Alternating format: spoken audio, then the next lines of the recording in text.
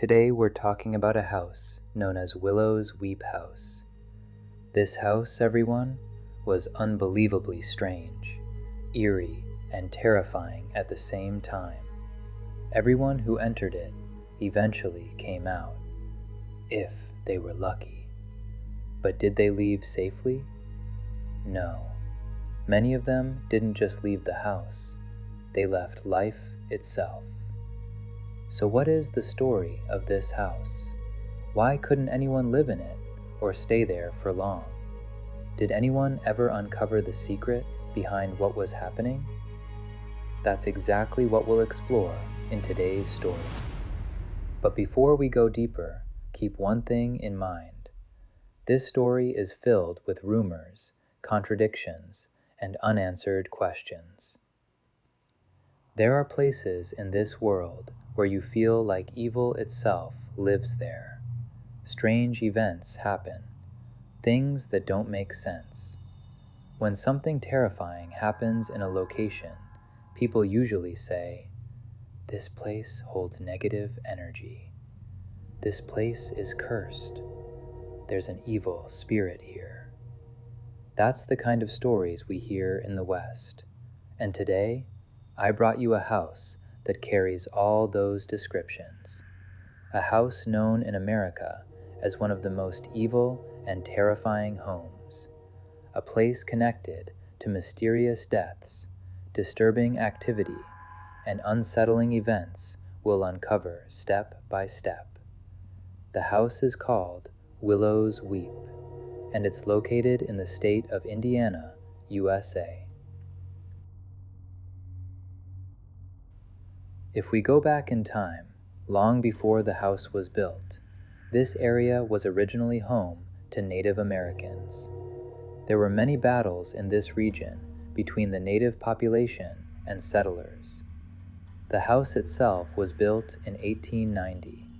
It was an old, historic mansion, built by a man named J.C. Sykes, and it was called Willows Weep because of the huge willow tree that stood near the house. But the design of the house was unusual. People said its shape resembled an inverted cross, and its front faced east. Was that a coincidence or intentional? No one knows for sure. Some said houses like that were common at the time, and the design meant nothing. Others claimed JC was religious, so the inverted cross story didn't make sense. But the most disturbing rumor was this. They said the house was built on top of an old native burial ground, and once people heard that, they began saying, "Of course it's cursed. Of course it's going to be haunted. Enough that it's built on graves." Some even said the house was built to attract evil, or to trap dark spirits inside it, because the inverted cross, if you know the symbol, is often associated with satanic rituals and anti-Christian symbolism. I'm mentioning all of this so you understand what people believed before we enter the real events. J.C. lived in the house with his wife Elizabeth. They built their life there. They had a son named Enoch, and there were rumors that Enoch had children with a neighbor named Mary Ann Beatty. Keep this detail in mind, because we'll come back to it later. For years, the family lived normally, until JC grew old. One day, he went out to feed the pigs. He had a pig farm with a large number of pigs, but JC never came back. What happened? JC slipped and fell into the pig pen. There were around 200 pigs. He was old, injured, and couldn't get back up. And the pigs were hungry, so they attacked him, and they began eating him alive. When Elizabeth went looking for him, she reached the pen and saw pigs gathered around something. When she got closer, she found her husband. A horrific scene, so brutal and violent that her mind couldn't handle it. Elizabeth completely broke down. She was admitted into a psychiatric hospital. After JC died and Elizabeth was hospitalized, the house was inherited by their son Enoch. As soon as he took ownership, he brought the neighbor Mary Ann and her children to live with him in the house. And that made people believe the rumor even more, that he may have had children with her. Later, Elizabeth's condition improved.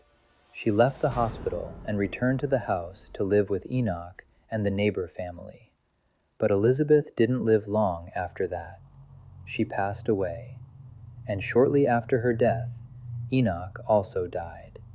Suddenly, a brain hemorrhage out of nowhere.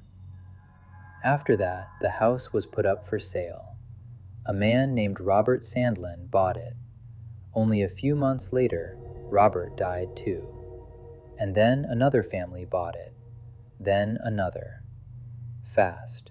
One buys it, something happens, it's sold again. No one stayed. Either the owner sold it or the owner died. In 1999, a new family bought the home, the Skinner family. They were the husband, Curtis, the wife, Cheryl, and their son. His name wasn't mentioned. 2 years after moving in, Cheryl suffered a heart attack and died. 8 years later, Curtis, without warning, took his gun and ended his own life.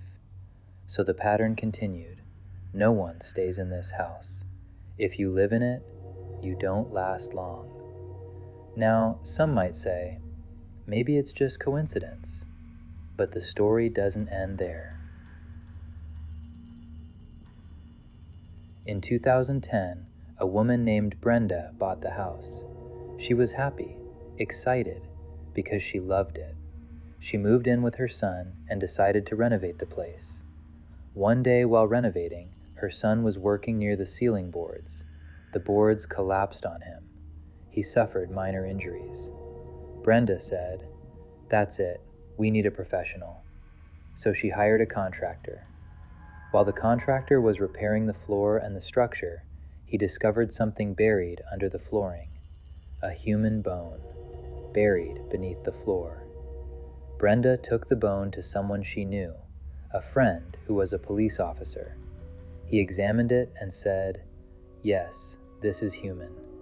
Then he warned her, "Don't dig too much. This area is old burial ground. If you keep digging, you might find skeletons for the rest of your life." That warning terrified Brenda, but she didn't let it go. She decided to research the history of the house. During her research, Brenda contacted a previous owner. That owner told her something shocking.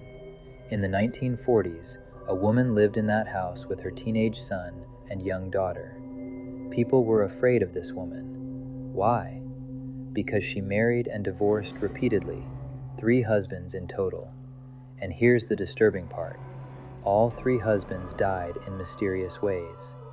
Then things got worse. The young daughter disappeared suddenly, and no one ever found her. And the teenage son was said to have hanged himself without warning. When Brenda heard this, she thought immediately, what if the bone I found belongs to that missing girl? So she took the bone to the police. They tested it. They confirmed it belonged to a young child, but they could not confirm whether it was the missing daughter. After that, Brenda said strange things started happening to her. Marks appeared on her body. Scratches, 6 lines, like claw marks. She and her son began hearing strange noises in the house, knocking sounds, like something beneath the ground. The house felt wrong. Brenda stopped sleeping properly. She began thinking, will me and my son end up like the others? Even after everything she learned, she still hesitated to leave. Paranormal investigators arrive. As the story spread, the house became famous. And you know what happens when a place becomes famous for hauntings? Paranormal investigators show up. Ghost hunters. People who actively seek places others refuse to enter. The most famous of them was a man named David Spinks. David brought his team to investigate the house. From the first day, they reported strange sounds and disturbing feelings, as if something wanted them out. They left. Later, they returned for a second investigation, but this time, something happened to all of them. Severe headaches, dizziness, a heavy pressure. Not one person, all of them. So they ran out again, and they refused to continue. Brenda loved the house, so she didn't want to sell it first. She hoped investigators could solve the problem. But once she saw them run out in fear, she knew it was bigger than she thought. She refused to return. Then David Spinks, the investigator, said, "I'll buy it." He bought the house in 2019. He wrote a book about it. He also filmed a short documentary about what he found inside, and the story spread even more. After David's work became public, the children of the Skinner family came forward. They accused David of exploiting their parents' deaths to sell his book and promote his documentary. They said their mother didn't die inside the house. She died in the hospital. Their father didn't end his life because of the house. He had cancer and couldn't handle the pain. So the question became, was David revealing truth or using tragedy for fame? The truth remains disputed. But one thing is clear, this house has a dark history. Death, disappearances, rumors of buried remains, and strange events no one can fully explain. Willows Weep is not a normal house. It feels like it's hiding something. Maybe one day, someone will uncover its secret. But until then, whatever happened there remains buried. Now I want to hear from you. How do you explain everything you heard? Do you think it's a curse, a haunted land, or just a chain of coincidences? Tell me in the comments. And with that, we've reached the end of today's story. Thank you for watching. If you haven't subscribed, subscribe, and don't forget to hit like. Until the next video, this was Fadi. Peace.